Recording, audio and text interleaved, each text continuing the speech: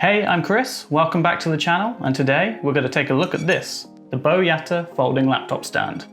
Now, full disclosure, BoYata did send this to me free of charge and even offered to pay me to make a video.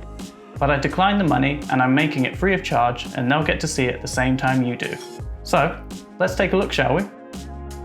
In the packaging, you'll find this fabric carry case which houses the stand. Assembly is really simple, just pull it apart, drop the two legs and pick your desired holes.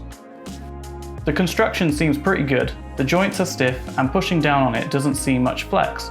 It does feel like it can take quite a bit of weight, and speaking of weight, this thing is incredibly light. It's only 281 grams, you barely notice it in your bag. The top plates have these rubber pads to help protect your laptop from scratching. They're not the thickest and I'd love to see this improved upon, as I think it'll increase the longevity of the product. When it comes to the footprint of the product, it's not that big at all. In fact, this will fit nicely in your bag. When you open it out, there are 6 positions you have, each with a different angle. Typing wise, the 2 lower levels are the best. Anything higher, you're probably going to need a keyboard and mouse because it's just not comfortable. They say it supports tablets and laptops from 10-inch up to 15.6-inch.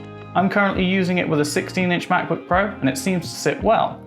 When using it with an iPad, I found it really comfortable to draw on the lower 2 settings. It even felt great to edit on LumaFusion. Anything higher, you're probably going to use it for media consumption, or you might even want to dock it for a more desktop-like experience. Overall, for under £20 right now on Amazon, it's a pretty good buy. However, I would like to see these 2 end pieces here fold over for a lower profile and, like I mentioned earlier, some thicker padding. So thanks for watching this video, and thank you BoYata for sending it to me.